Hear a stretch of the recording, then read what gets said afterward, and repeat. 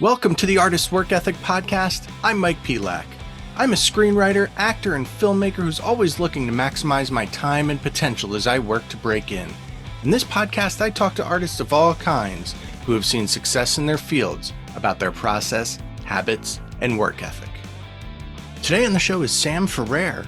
Sam's a musician who plays bass in the bands Maroon 5 and Phantom Planet. In addition to playing in those bands, Sam also writes and produces music when he's not on tour, working with artists such as Sara Bareilles, Band of Horses, and Mandy Moore. A couple quick things before we jump into the episode. I've talked in the past about myself working on breaking into screenwriting.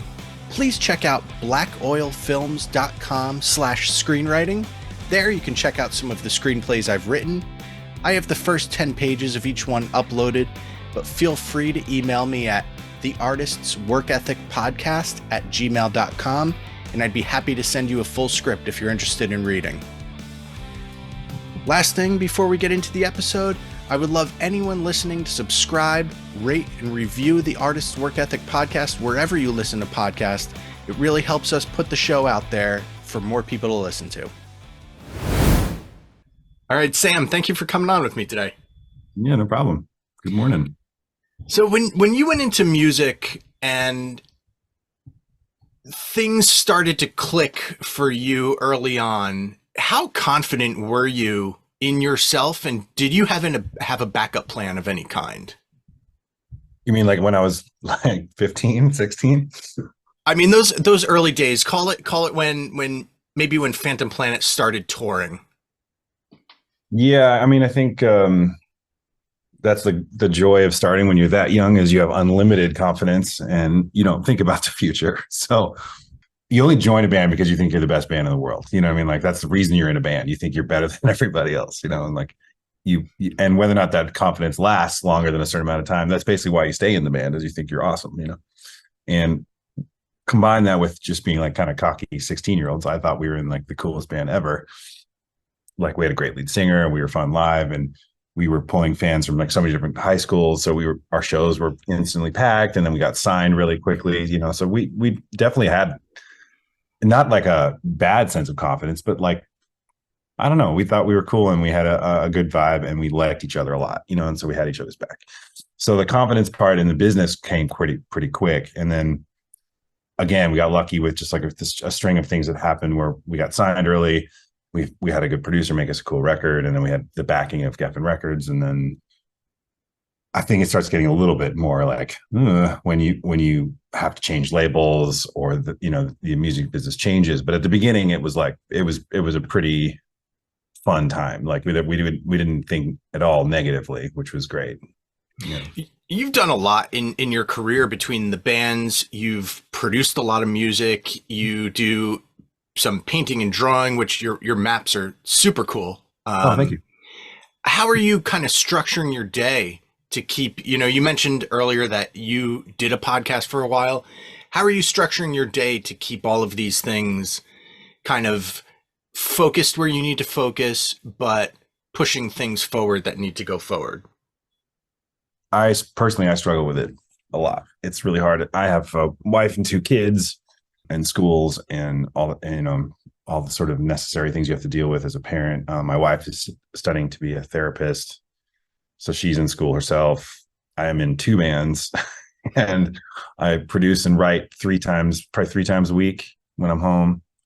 Art's kind of taking a step to the side, but even when I was doing that, like, yeah, it's insane, like, to try to like organize it. But the way I've kind of gotten through it is scheduling, like, on a proper calendar. Like, I have to use a calendar, I have to use reminders, and just kind of put what I want to do, prioritize it in a way that makes sense.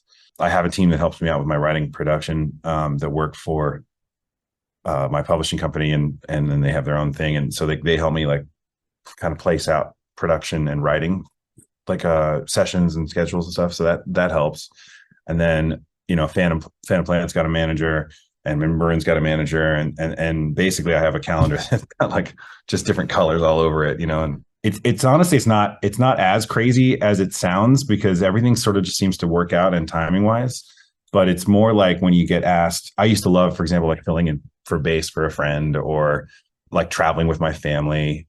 Those are the things that are kind of hard. Like, work seems to be I'm able to control that, but it's like the sort of things that you could freely do when you were younger or had less responsibility. That's kind of the hard part. Finding time to do the stuff that is very important, like keeping your family happy and like traveling and making sure your mom and dad see you and like things like that. Yeah, yeah. That starts to struggle a little bit. Yeah, Uh, I mean, just the organization I find is important. My wife wants to kill me because last week I bought a big like dry erase board, and yeah, she's I've she's tried like that. she's like that Yeah. dry erase board has to go to the basement. We can't that's not going to be up here. But Yeah, I mean, I think you got to do what you got to do. Like some people are very visual and you see it every single day. And if it's in the basement, you're not going to see it very often. I mean, unless yeah, you're down there all the time. I don't know. I don't know how your household works, yeah, but me, it's like important to have it very clear. That's why I really got into reminders on my iPhone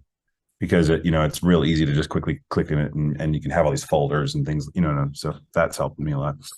do you think your work ethic came from how you were raised in some way or some other external factor that you've picked up in your life? Interesting. I would say I think that my work ethic is driven more by connecting with people in as big as possible. I know that sounds kind of maybe a little cheesy, but like I thought about the other day about why songwriters write songs and why bands are in bands. And I think honestly it's just to make us feel a little less alone. We have so much trouble like I have a lot of trouble being by myself. And when you write something or create something that someone else reacts to, it makes you feel a little bit less alone, if that makes any sense. Sure. Yeah, for sure. That's become my work ethic. You know what I mean? Like I need to make sure that I'm making enough stuff out there that connects people, because it makes me really happy. Well, it's almost like the reward or the satisfaction you're getting out of it, not necessarily a financial, but just the like, I guess, an emotional reward. Yeah, yeah. I mean, don't get me wrong. Yeah, I have to make money, Yeah, and that's the way the world works. And to have a number one hit single would be amazing, but not. It's not just. I mean, obviously, the money part of it is necessary. Don't get me wrong. The thing that I think that kind of scares me though is like if you do get that number one hit, like how long does that high last for? That's the other kind of tricky thing about what we do. But what's something in your career? I find the concept of making your own luck to be an interesting one. What's some way in your career you've done that for yourself, or maybe an example where you've gone above and beyond and done the things that someone else might not have done to push yourself forward? well, we're talking about multiple careers. So like as a band member, I think the thing that was the luckiest is just knowing the right people when we were kids, and like that. I mean, I know it sounds really obvious, but like when we were 16, we found Jason, our drummer at the time's family friend, knew this guy, Dan Field, who ended up being our manager. And he was just a great guy. And he had a great roster of friends. He knew Spike Jones. He knew Johnny Knoxville was like interviewed us once. And had great taste in music. And I would consider us very lucky to find him when we did, because he kind of pushed us in good directions. And then he knew a friend that ran the Viper Room, or someone knew the Viper Room, so that we were able to play there, have our first show. And then he knew someone that booked the Troubadour, and they didn't make us pay to play. And so we never had to pay to play. It's just like these little things I think back, I'm like, oh my God, that we got really lucky that we met at the right time. The other thing that I think about a lot that was very lucky, and I mentioned earlier, is that we all went to different high schools. So like the guys in Maroon all went to the same high school, for example. So when they had shows, they had to rely on their school telling their friends, right? And it worked out great because they were great band even back then. So they ended up growing naturally. But we had a kind of an unfair advantage because we had 4 high schools to pass out flyers at, to hand demos at. So shows were pretty big straight away because everyone wants to do something cool when you're in high school on a Friday night. So that was lucky. And then again, we just knew the right people at the right time. We got very lucky in that sense. We definitely handed out like tapes and stuff on Third Street Promenade when we were, to random strangers constantly, and maybe one of those connected with someone. Who knows? I mean, I still think that's still a good example because, maybe 80% of the other bands out there are just going to sit in their basement, maybe make some phone calls, but not just get out there and do something. I mean, from a film perspective, I think of it as, there might be people who write a script and send it out in an email all day long, but then there's some other percentage of people who are going to go out and like make their short film. and gives somebody something to watch. Just kind of taking that next step that not everyone else does is just something I find interesting. Yeah, I mean that's an interesting way to put it too. Is like I don't think we ever wanted to rely on luck, if that makes sense. I think we were like, no, we're just gonna go play a million shows and record a ton of songs and hand out things and flyers. And I made so many flyers when I was 16. I can't even tell you. I'm like, really put a lot of love into all the artwork and made sure that like we had. The other thing that we did that really early on that was really smart is once we started building a little bit of a following is we always had guest lists that were like 150 people. And like our manager would tell the Roxy or the Troubadour, whatever, it was like, sorry, like we have a huge guest list because we wanted all these cool people in LA to come see the show, feel special. And it just worked. It got our shows really like packed early on, Yeah, don't wait. We definitely didn't want to wait around for luck to hit us. Like it's just like, you just got to go do the work, Yeah, absolutely. Talk to people, play shows, get as good as you can on your instruments, like all that. It sounds hokey, but it's true. Like you just got to play. Well, it's like the obvious reality that some people don't get, I think. Yeah. How important do you think persistence and perseverance are to work in the arts? Another valid, almost dangerous question, because you don't want to tell someone to give up on their dreams ever. You know what I mean? Like because it's hard, it's soul crushing.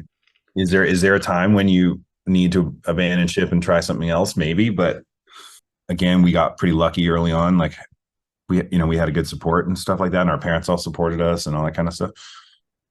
When you're 5 or 6 years into it and you haven't seen any success, that's when it gets hard to like stay with it. And we knew so many bands back then, and a lot of them have moved on to other careers and all that kind of stuff. And I don't know what that tipping point is, like, cause there is something to be said about not having a plan B, because it keeps you on your path. But at the same time, like you have kids, you know what I mean? Like you're not going to, at a certain point, you have to make money. That's just the way it is, Yeah, for sure. So I don't know. It's a good question. It's a dangerous question, but. So you're sitting down to write a song. Are you doing that in the early morning, late at night, or just middle of the day, whenever? What's your preferred time? It's tricky. Most of the time, mornings are really good for me now because I have kids and I'm up at 6:30, getting the kids to school and all that kind of stuff. You try to do a little bit of self-care, and then once they go to like school, then you have a bunch of coffee, and then my brain's like up, ready to go. And so I've been trying to get because I basically write with people. Yeah. You would call me like almost like a writer producer. Like I tend to run the computer, make the tracks, make the music, all that kind of stuff, and then help out with lyrics and stuff when I need to. I'm trying to get everyone more on my schedule because I think 10 to 2 like the time. But a good chunk of my friends are like, no, hell no, like 7 to 12 is like when I'm. And maybe I should probably do a survey of age, because it's just as you get older, you'll want to be, I don't know. My brain, about 3 o'clock is like when I start shutting down. Like I'm tired. No, I can't do it anymore. But I do believe I try to keep it limited. I don't work very well more than 4 hours, maybe 5. And then my brain's just like, I think you start doing the same stuff. You don't challenge yourself as much, and it's just easier to be like, let's just pick this up tomorrow, Yeah, absolutely. Anything that you want to plug or talk about before we go? Well, I'm in Vegas with the Maroon guys right now, and we're playing this residency. It's super fun. If you like, a good entertaining pop show, and it's highly recommend checking it out. We'll probably do it again next year. Phantom Planet's doing a little bit of a tour in California, September 19th to the 22nd. That's all on our website, phantomplaid.net. I know it's a little weird to say, but I've got an all-time low song right now out called Calm Down that's doing pretty well. Please listen to that. But yeah, I'm all over the place. I'm trying to have some fun. So awesome. Well, Sam, thanks for chatting with me today. Yeah, of course. Thank you so much for listening today. Please subscribe to the Artist Work Ethic podcast anywhere you listen to podcasts, and please rate and review the show. Follow us on Instagram at The Artist's Work Ethic, and check out theartistsworkethic.com.